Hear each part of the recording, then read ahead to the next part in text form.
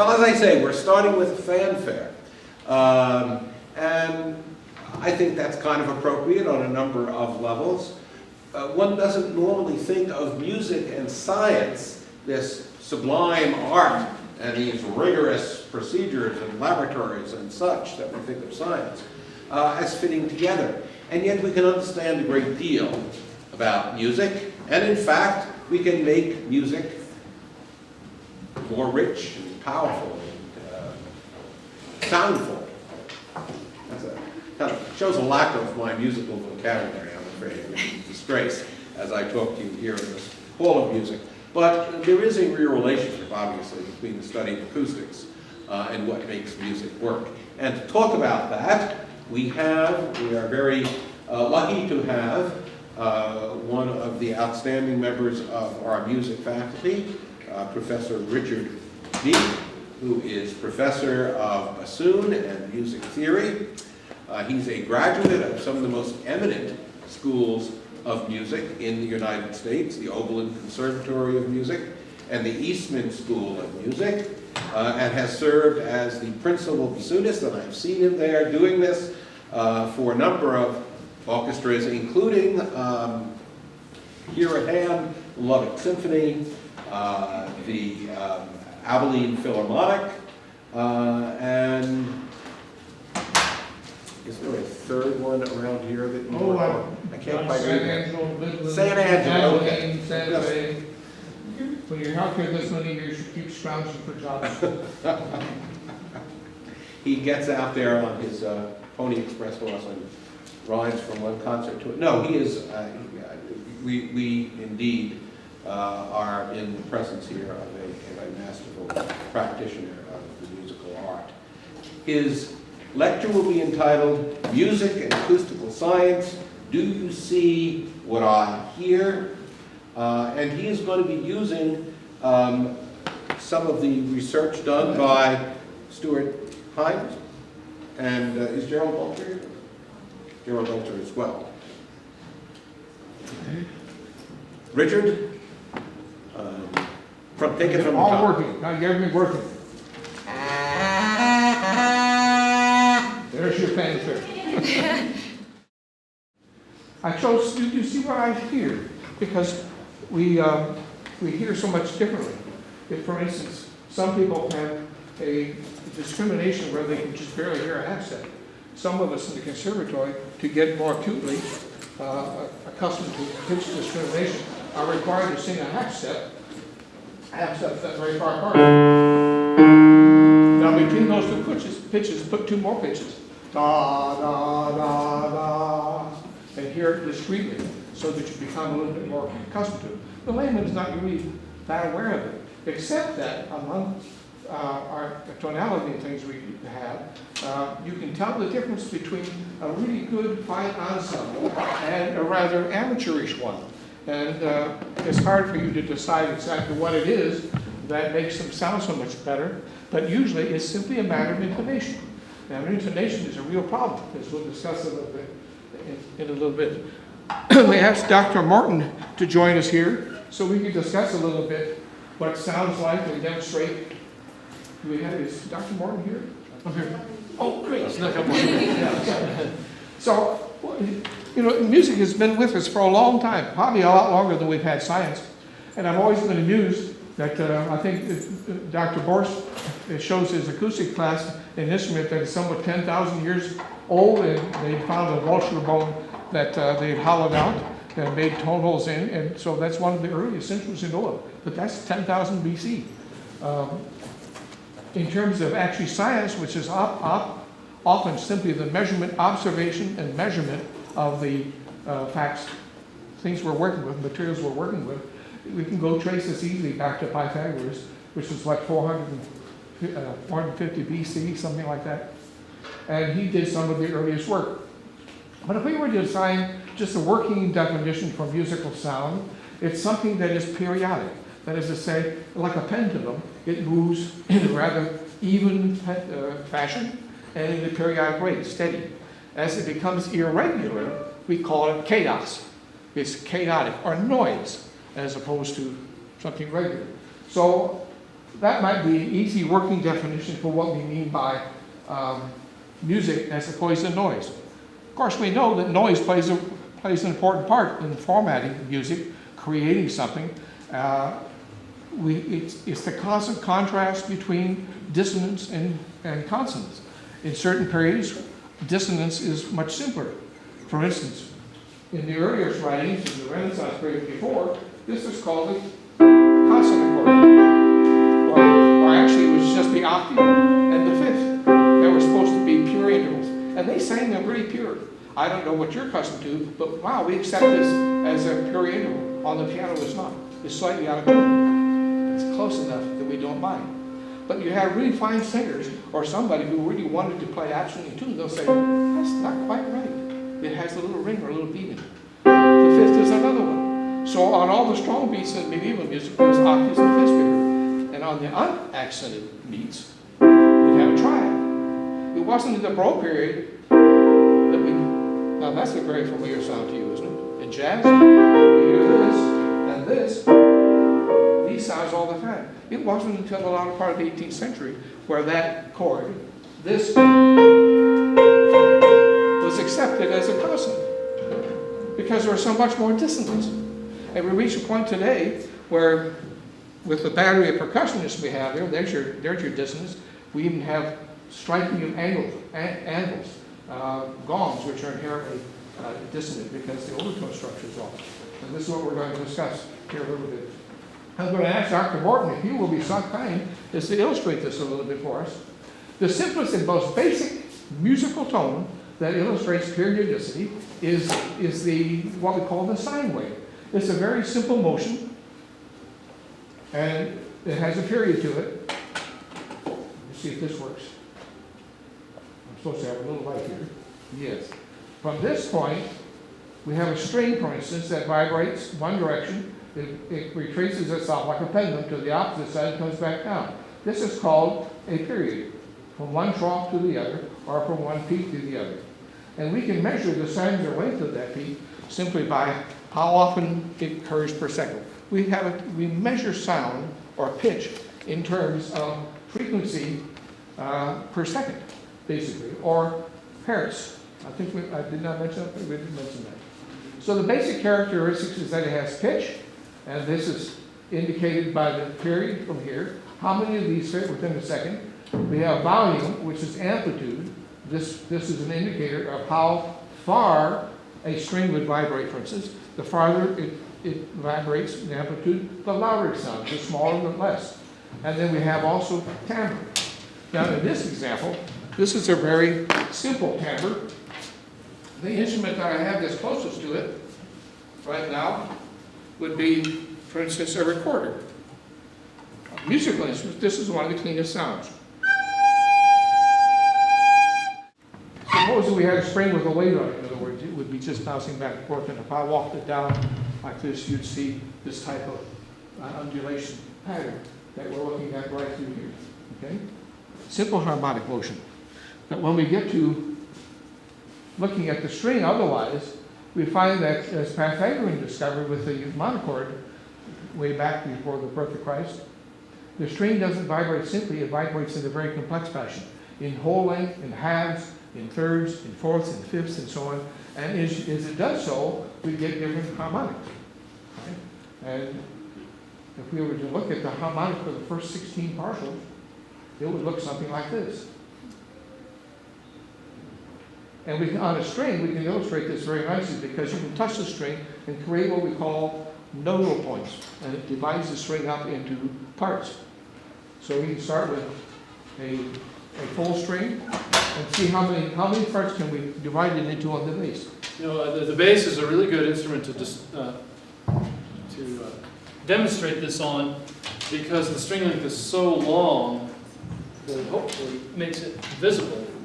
Quite easy to see. It's much easier to see on the bass than say the violin. Okay. So I'm going to be playing it on the note D, and I hope as many of you trying to be in this place with the lighting and the location. You can see it. I might turn it so they're going to be able to see this. So when I just play the single string. like that picture where it was this lens shape, right? So it's vibrating at its fundamental. But if I touch the string right at the halfway point, now it jumps up an octave like that C to C. I'm doing D to D. And actually, if I take my finger away for a moment, it will stay. The node, that's the place on the string that is not vibrating. You actually see that it continues not vibrating in that same spot. What gets a little bit more interesting, now I'm going to touch the string at the 1/3 point, and now it's going to be playing octave and a fifth above that open string, which will give us an A on my D string, but as it shows there, it's going to be a G on the C string. So hopefully you can literally see that the string is not vibrating right here, even though I'm not touching it there. You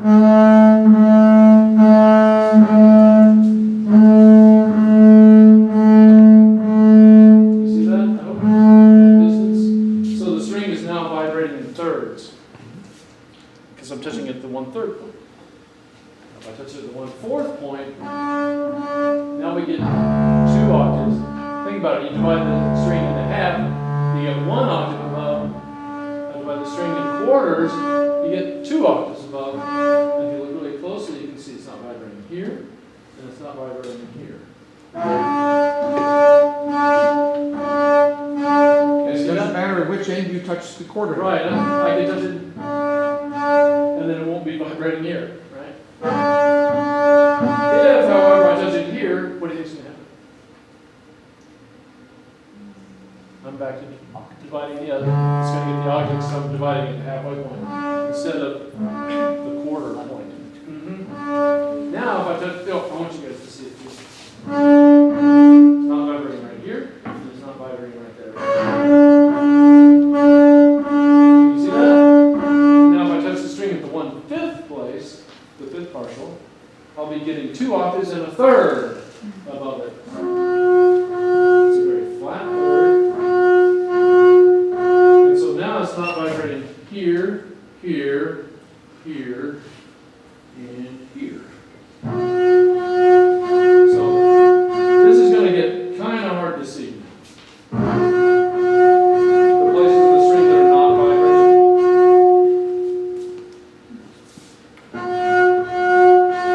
Now if I touch it, I'm at the 1/5. Now if I touch it at 1/6, now it's going to play an octave and well, 2 octaves and a fifth.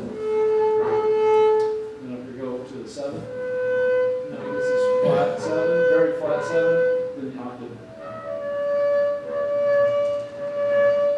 So I'm what, at the 8th? Now if I go to 1/9, so the step in 1/10. And now things get a little wacky. If I touch it at the 11th, it's going to be this very out of tune sharp 4. So it makes me squirm a little bit, right? Because it's not really, it's very out of tune. And it wants to go back and forth. And then, sorry. Now, the black notes up there are those that are really far from what we call equal tempo. They're the ones Yeah, that it's are very far. That's why it's like striking you as like, oh, that's kind of ugly. It's a lot easier to find at this end. There's a 7, octave, and a step, octave and a third. Now here's the sharp 4. And then the 5th. And then it starts really getting pretty wacky.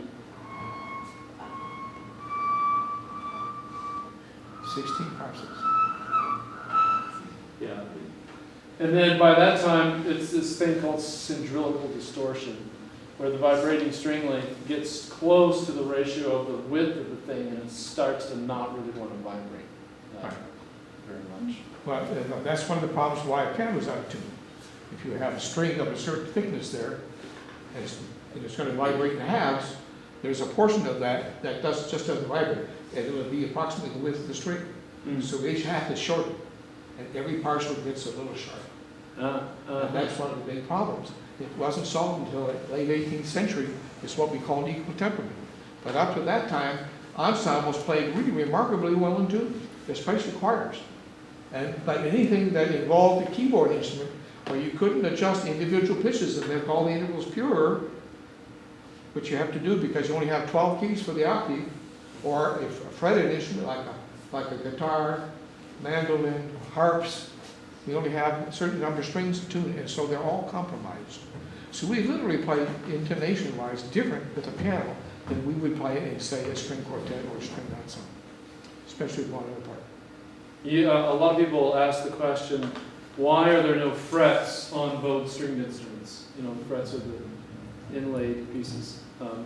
Really, I would turn the question the other way. I would say, why are there frets on the guitar? And the main difference is a guitar, unlike a bowed stringed instrument, there's two major differences. One is it's a plucked stringed instrument. Ours is a bowed stringed instrument, predominantly. And the guitar is predominantly a chordal instrument, whereas bowed stringed instruments are predominantly one note at a time. Two huge differences. So really, with the tuning of a keyboard and actually using the frets on plucked stringed instruments, it's really a practical compromise to have these frets or to have the keyboard tuned in equal temperament or many other temperaments that they tried over the centuries. And we finally settled on what was the most practical is equal temperament. But you see, with one of the reasons that we don't have, well, there's many reasons why we don't have frets. One is because we want to be able to make these fine adjustments in the pitch so that we can actually play, gives us the possibility of playing with absolutely pure intonation. Sadly, what it usually means is we play out of tune. You know, it takes a really, really well-trained musician to have a non-fixed pitch instrument play better in tune than a fixed pitch instrument. It's one of the biggest challenges of being a musician. The other is that frets don't really help bowed string instruments. It's the weirdest thing. I've put frets on bowed string instruments, and you still have to put your finger in the right place. Yeah. You go a little bit below it, it sounds flat. If you go a little above it, it sounds sharp. It's the weirdest thing. It's just how the string behaves with a bowed string instrument. And the other is that we want to be able to do vibrato. And the other is that we don't want to have that mathematical point of the stop of the string.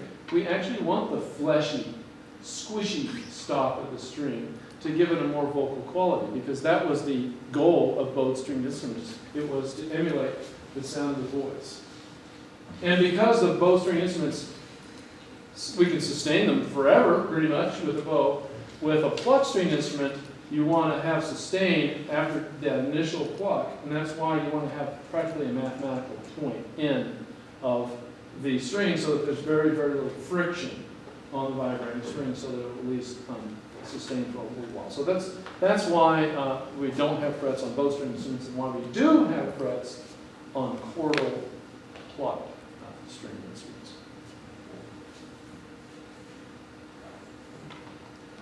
All right. Got some other stuff going on. Very much. You know, they did trying to get back experiment and with forth. keyboards, not only with all kinds of compromised tunings. That's what temperament means.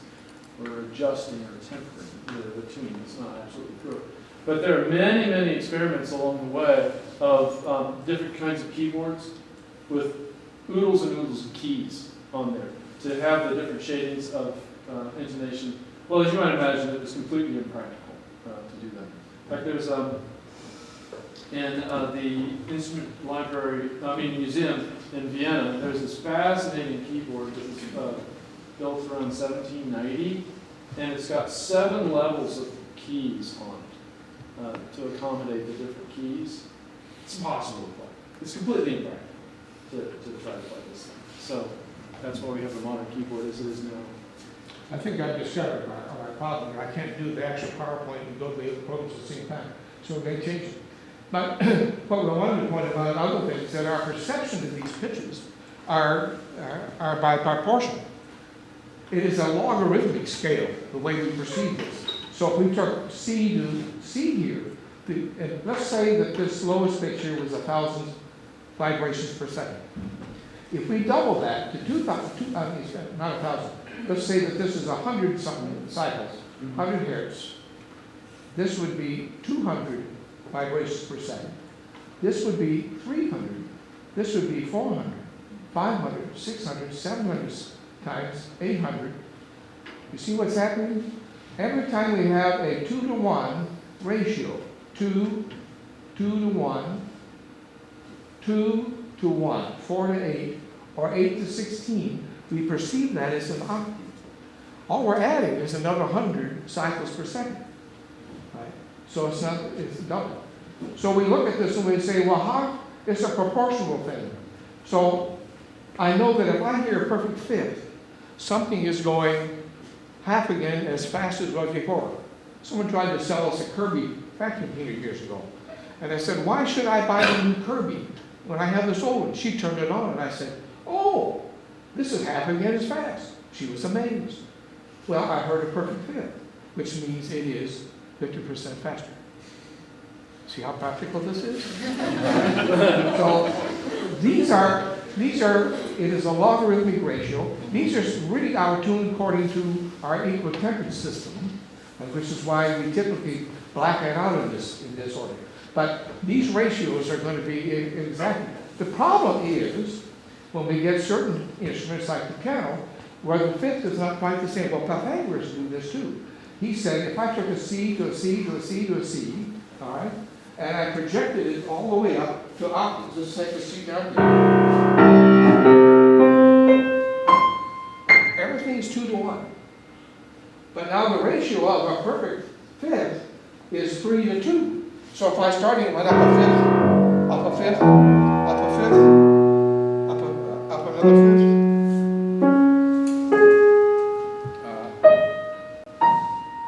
And I'm getting closer now. So there's the C is the bottom. When I went up by fifths is C, G, D, A, E, B, F sharp, C sharp, G sharp, D sharp, or E flat, B flat, and then, did I do it right? Anyway, if you project it up by fifths, what happens is the B sharp, when we get to the top, is exactly a little bit larger. Right?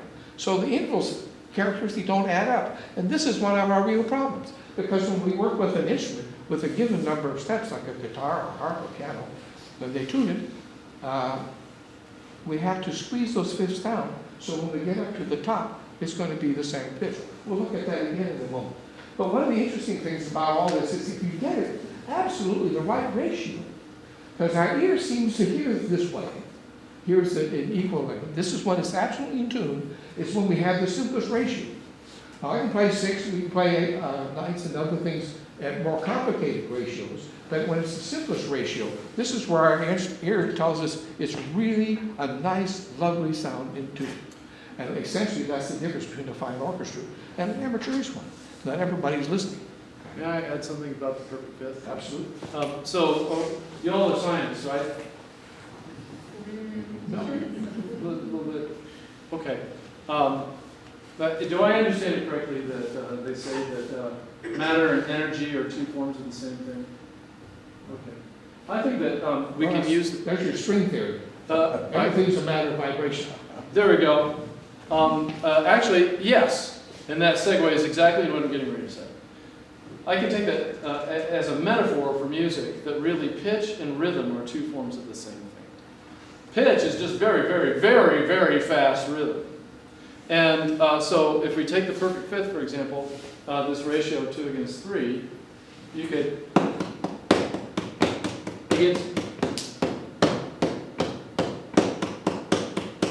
and you put them together. I would imagine if we could speed that up, it would sound like a perfect fifth. This is a perfect fifth, very slow. The rhythm he's tapping is what we call a hemio. It's the mathematical ratio, 3 against 2. And then a perfect fourth would be 3 against 4.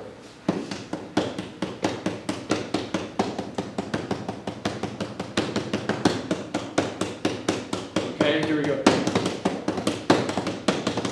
No, that's 3.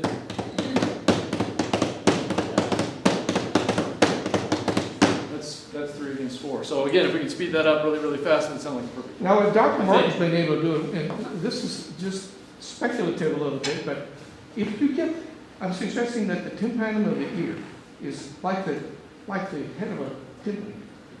And when we play a piece by Mozart, I used to play the chamber orchestra, and if the timpani didn't play the next piece, we would make sure that he tuned those timpani to the principal pitches of the key we're playing. Why? Because they vibrate sympathetically with us.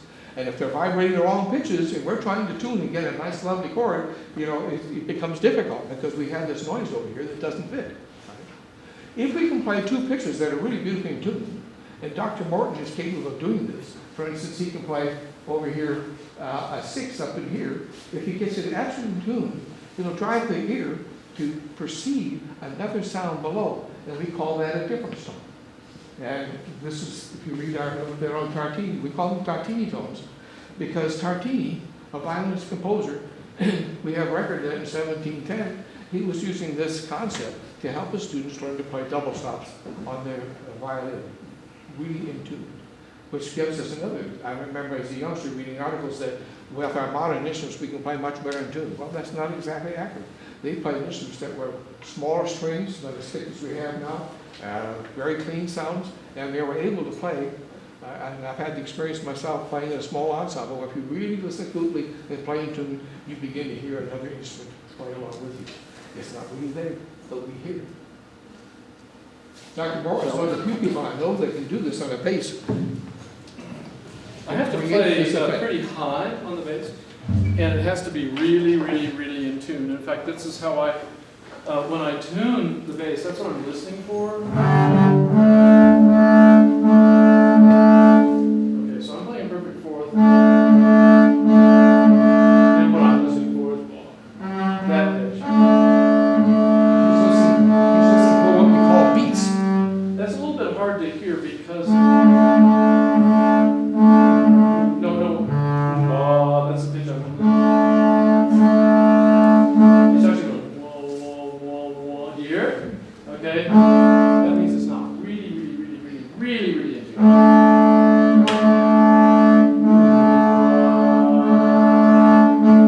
What's easier to hear is if I do a 6.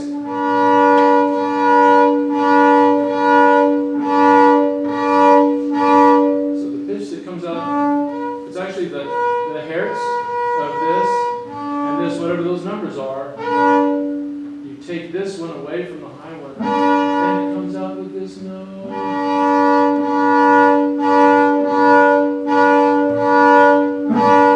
Can you hear it? Can you hear the lower difference tone? It's this very shadowy, almost not there thing.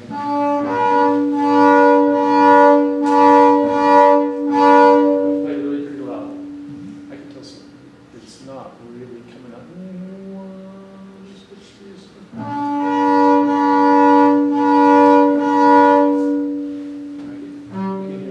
I think the rooms and stuff have something to do with it. But in a simple concept, you just subtract one partial number from another. So if we had partial number, oops, get back where I was.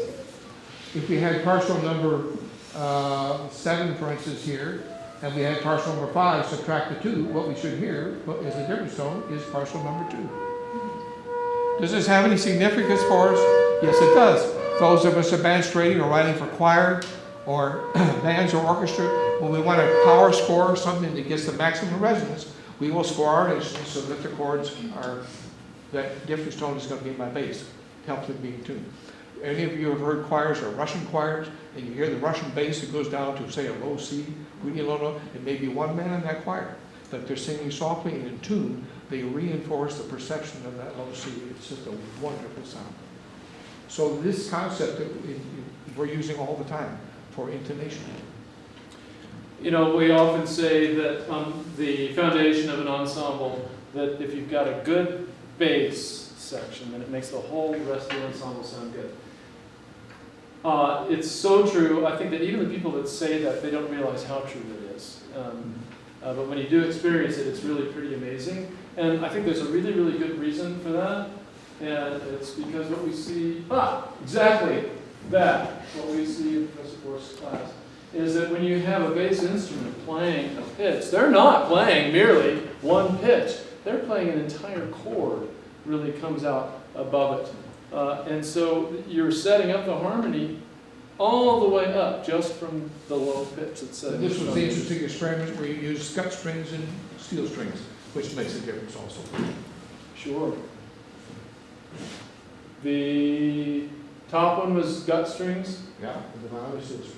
Yeah, I'm not surprised. Gut strings are a darker sound, so it looks like it's really the second partial is very, very, very strong on the gut string, and then it tapers off quite quickly, but the steel strings have a lot more richness and color to them on the bottom. Now the thing about this, of course, is we're dealing, here we were just talking about beats. The two players are playing, you can see where things are in phase and out of phase, and as a result, you get a swelling. When things are in phase, you get a louder sound, and they're out of phase, less sound. And these are the beats we perceive when we're trying to tune. Okay, I'll play you something. I use this example a lot for my students. Sometimes my students have a disturbing tolerance for stuff out of tune. Makes me crazy. And I tell them, has anybody been to Paris? Has anybody ridden the subways in Paris? You know the sound that it makes when the doors are getting ready to close? Yeah, it's this awful sound. And so this is what the Paris subway sound like. When the doors are getting ready to close. This is a really disturbing thing. Yeah, that's the Paris subway. And can you hear it go, wah, wah, wah, wah, wah, wah, wah, wah, because it's getting that. They're going in and out of phase with each other. Oh, makes you want to go to Paris. But if I get it in tune, then the beats disappear.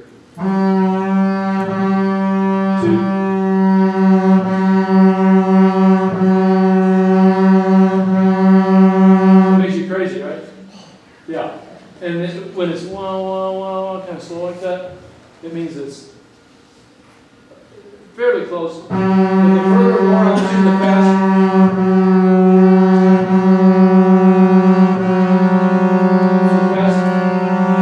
Makes you want to jump out of your skin. Now we should call your attention to, in this instance, the vibrator is the string. The vibrator is determining also pitch. And that is amplified by the back and belly of the voice and the air column inside. On the other hand, we have a major indifferent problem when we move now to wind instruments.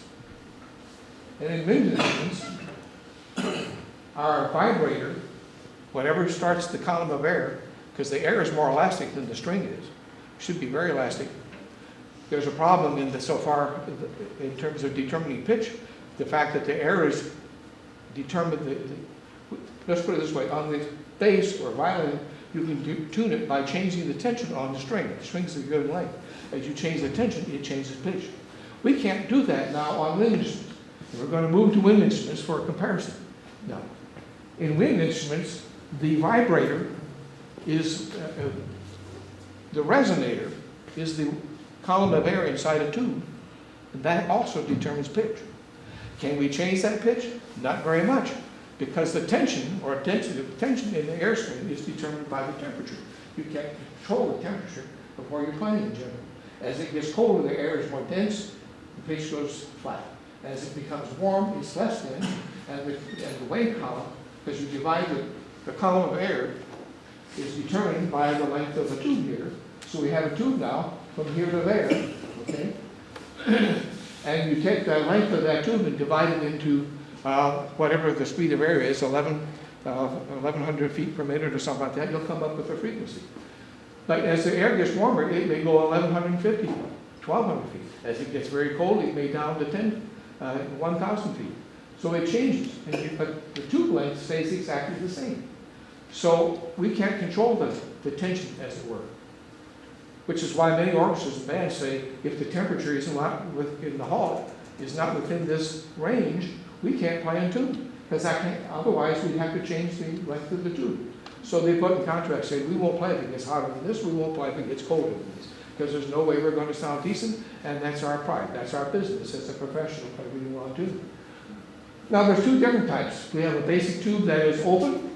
It's open on either end, and it's different here. On the string, he touched the middle to create a nodal point. That's a point of no vibration. But you see on the tube here, most of the vibration is on the ends. It doesn't move in the middle. In other words, as the air moves back and forth, this is now a longitudinal wave, the air moves back and forth in and out of the tube, right? It meets in the middle, so this would be a point of compression, which means it doesn't move. It hits that point there, like one side of the tube, and then it moves back this way. On a closed tube, however, it's different. You notice, because since it's closed here, it never moves there. So the anode is here. Anode is where we get the most movement of the air. The node point is where you have the least movement. So we have a little device here, if I can get it to work right. We have here a tube of a given length. Can you hear this speaker? Yes. So this is my vibrator. This is starting the air column, like a reed would, or the lips on a brass instrument. And right now I'm at about 82 cycles per second. And you don't hear anything. I'm getting up now, 110, 120. You begin to hear it? All right, so now I'm starting to get close to the vibratory pattern where this instrument wants to vibrate.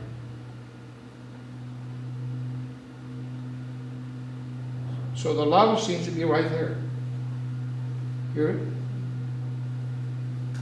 As I move away from it, you don't hear it. That's the idea?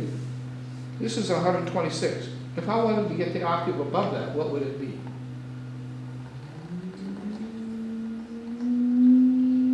About 256, right? If I wanted to get the fifth above it, what would I have to have? This is 256. Add another 126 and we have what? About 370 something?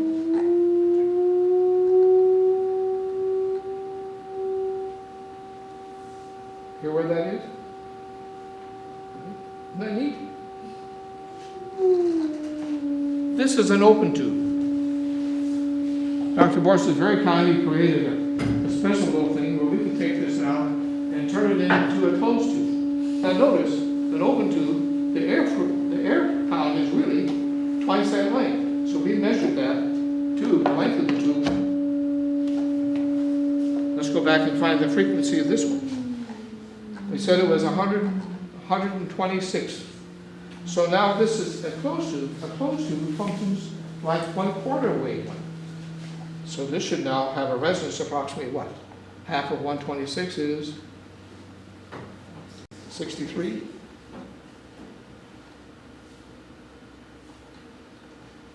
Getting pretty low. Can you hear it? Start to hear a little bit. And the interesting thing about this is that it doesn't have, at least in the lower range, it does not have, it has uneven parcels. So it overblows first, third, and fifth, and seventh parcels. Got the idea? That essentially, folks, is your clarinet sound. The clarinet functions as a closed pipe. Right? So when we're tuning with clarinets, it's a little bit different than you might find it otherwise. It's a way of turning us off, I think. That's the easiest way.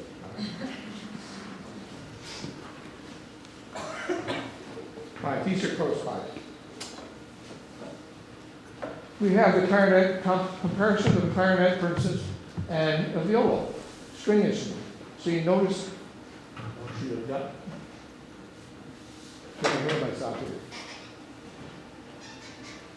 If we were looking at this, you notice the viola has evenly spaced parcels all the way. But there's the fundamental there. One, this, by the way, is an artifact.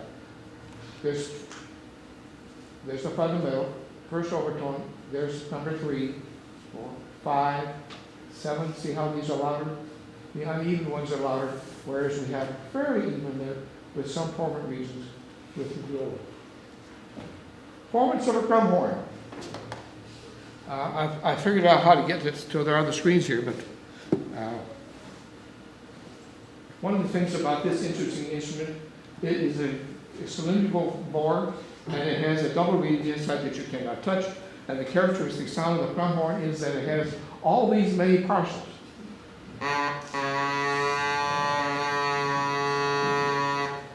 And if we were to look at, I'm just going to change off this screen here. Can you see you can see what we're working with here. But if I do this, it's going to let me get to another screen here.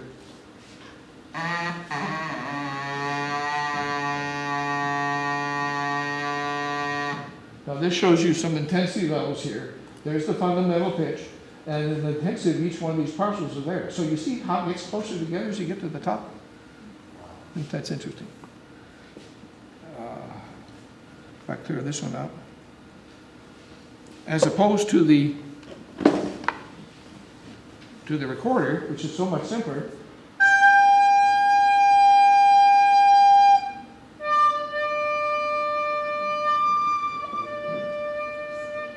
By the way, this is good training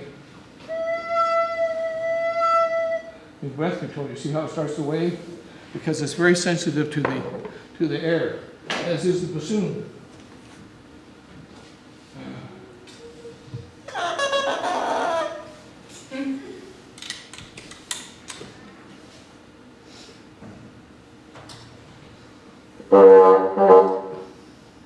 Hard to keep these things wet.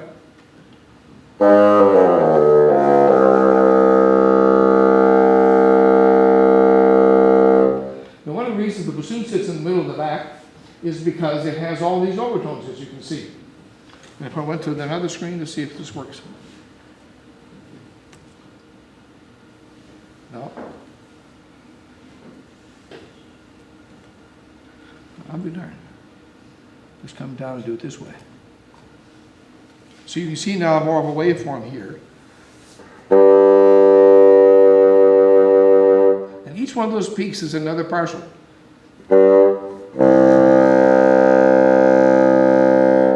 Right, so your second bassoon player gets really the big money in the orchestra from the standpoint that literally when he plays a low note here, your next bassoon above him has to play in tune with his harmonic and so on. Clarinet plays in tune with his harmonic, flute with his harmonic, and so it's to his credit that he has to make his reeds so that every harmonic is going to sound pure or even. Right? That was the crumb horn sound. I don't know if this will let me. Yes. Performance of the contrabassoon looks like this. We're going to compare a contrabassoon.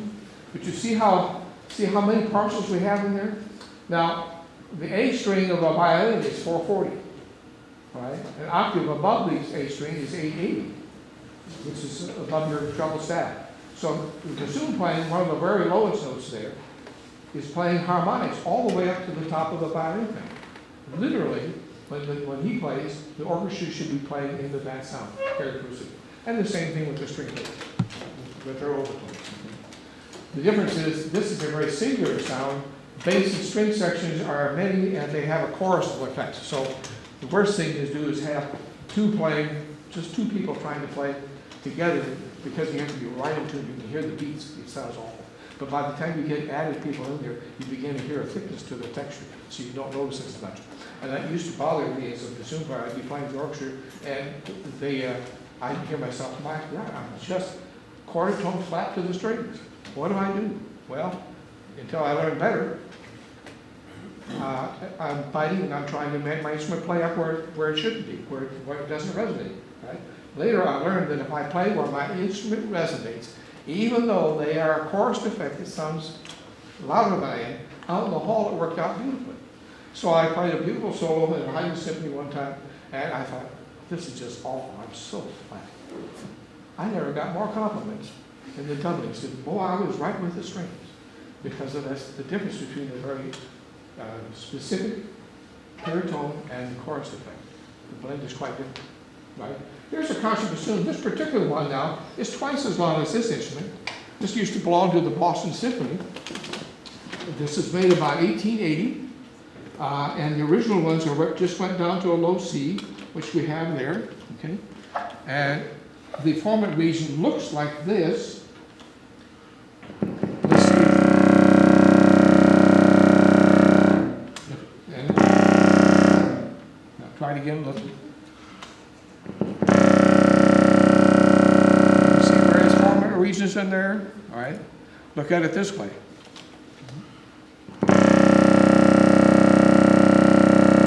Now, interestingly, you don't see that much down here in the lower sound, but the upper partials ring very, very close. So there's occasion where we had a piece by Brahms, and listening to the rehearsal, and the bassist had this little, it's the Brahms academic overture, the bassist had F, G, A, B, C, and all I heard was this. 5 minutes later, the contrabassoon player walks in. And when they play it again, suddenly I hear F, G, A, B, C. It gives what it gives is definition, as opposed to the chorus effect, which is kind of nice. Okay. So this is compare this instrument now with a substitute instrument made out of brass. This was devised about the middle of the 19th century, same time Adolf Sax created a brass instrument, substitute for clarinet, or not really a substitute, but with the same idea. Sarus created a brass instrument within the range of the contrabassoon. Actually, it's like the saxophone. There's a whole family of them, all right? And if we looked at this, this is an E-flat contrabass. It goes down literally to a low D-flat on the piano.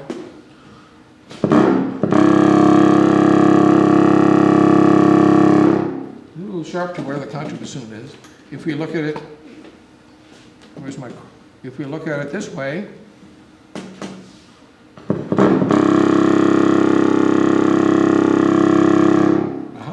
and then, of course, what we got on the nice graph that Dr. Morse has in the uses in acoustics, it's unfortunately not a software that I can put on a PC here, but you can see the comparison between the sarrusophone and the contrabassoon. The formant region is about the same. That is to say, it's this area in the middle where we have the strongest energy. Right? So the pitch is down here, the fundamental pitch is there, but we have this formant region here. But the sarrusophone has so many more. I think when we count up to 23 or 30 parcels that are actually there in this particular one. Okay. So we were talking about resonance. Now the order, the relative strength of these partials can give us a perception of different sounds. There's the sine wave at the top. We have a square wave at the bottom, which is typical of some double reed instruments. The square wave is typical of what the shape of an oscilloscope would be if you had every other partial. In other words, the odd partials, 1, 3, 5, 7, 9, etc. Your clarinet is a square wave. And of course, if you had a jackhammer here, you just have beats down at the bottom. All right, so, but it's really much more complicated than, because here is a tube like this, literally, and there's what we call end correction. So I can measure the length of this tube. If I measure the length of this tube and then we actually divided the frequency into the speed of air, 1,100 feet per second, for instance, we find this a little bit longer. Part of that's because it's an end correction. End correction is about, what, 0.6 of the diameter of the end, which makes it probably that much longer actually than what you're observable. And that's, of course, true of the bassoon. So the bassoon is not really low enough to give me what we perceive as a low B flat. Just try it out already. And so they do a lot of work here on the bell here. They actually put a little choke in the end here to make up the difference.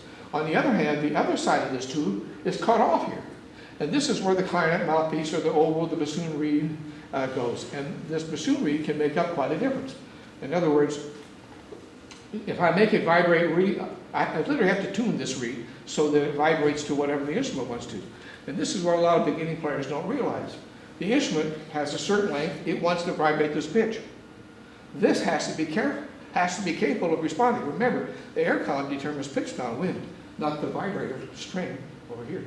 It's the resonator, the air column, that it determines it. So what does this do? This is the ideal sound. This reed has to be capable of now responding to whatever, the air column wants to vibrate.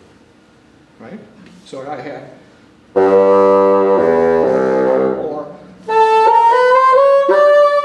I have to tune this reed, in other words, so it's capable of responding really rather readily to what the instrument tells. And I can make it a little bit higher or softer by making it a little bit easier to vibrate. The more violently it vibrates, the easier, the lower it's the sound. Okay? But there's also the interior of the sound that makes a difference. Let me see if this is going to come up right. Here's a fluoroscopic study of the interior of the mouth, because the mouth, where the reed is a secondary resonant, the oral cavity. And I can play with this. It helps make the speed, change the speed of the air to support the vibrations. It's like trying to play a high pitch on the cello or bass with a bow that's far too slow. It doesn't work.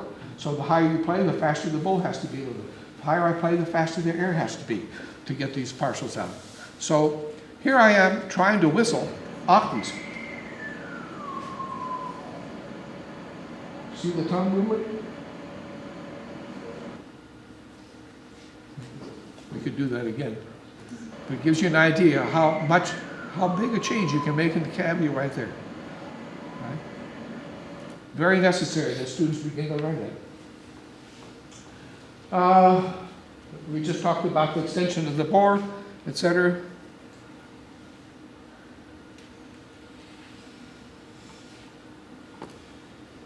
Then there's another category. Let's see what I have here. Another category called segmental resonance. And it's a little bit like you had on the strings.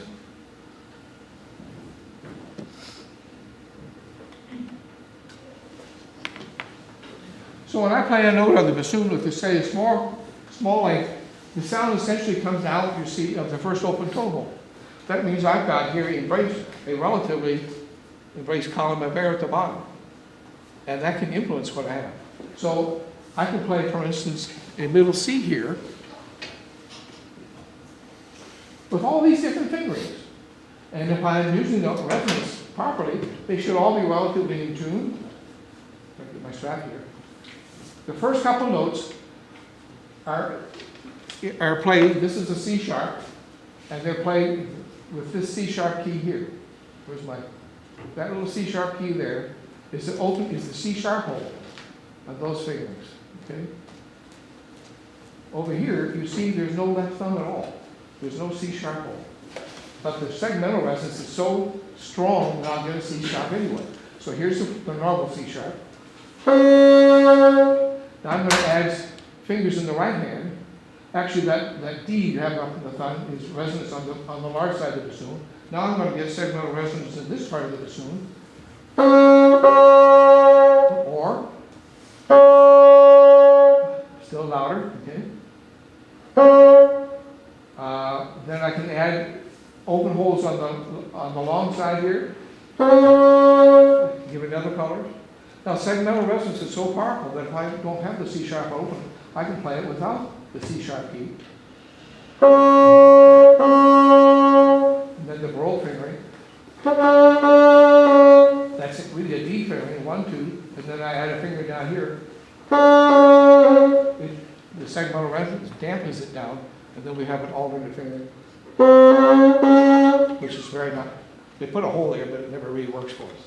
But it gives you an idea, and these are things we play with different instruments, because sometimes if I'm trying to play a tune with somebody, and my wife I played together many years, sometimes we're not quite in tune, I have to go and say, what fingering are you using? Well, each one of those, did you hear a change in timbre? What it's changing is the harmonics above it. And we've got to get those in agreement if we want the sound really to be together. We wanted to do one example here of trying to play in tune together. Well, actually, I really want to get on to something else. We were talking about different types of intonations. But let me skip ahead because there's another aspect here.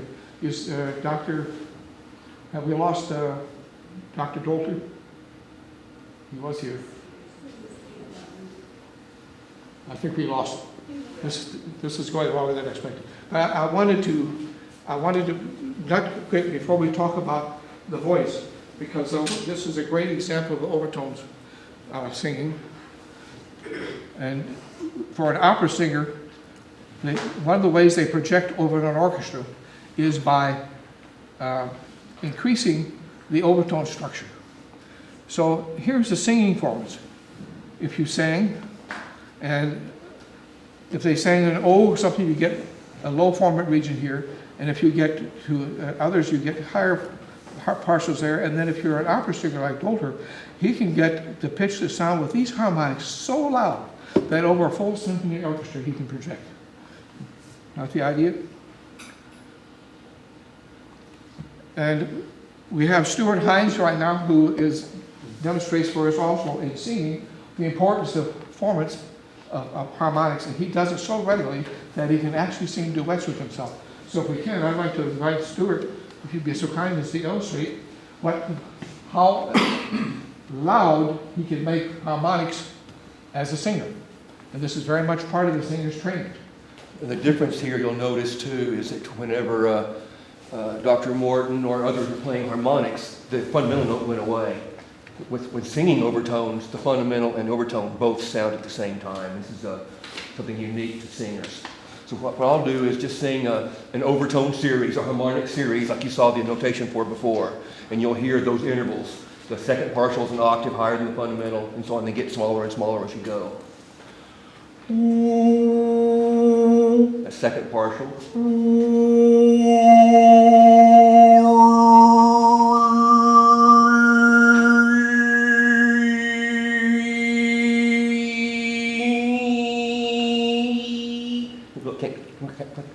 Can't quite get 12 on that fundamental, but if we do a lower one, here's that 11th partial you were talking about before. It's a funky tune.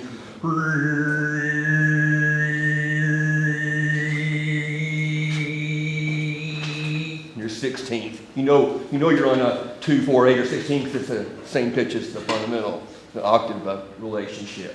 So you can do it for you again so you can see it happen.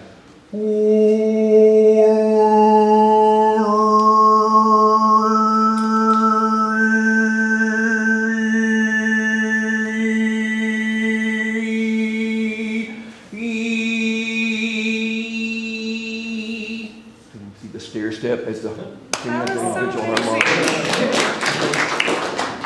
And what we want to do is kind of close the program with an illustration of a piece that Stuart has written for bassoon and overtone singing. Do I have the music? Do you have it? I don't have it, but I can write. We can do it. Let me on which side you want me to run. Running it away.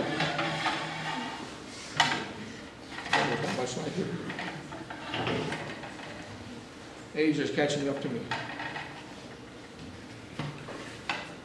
We'll go forward a little bit more light up there. Ah, yeah. I like this better.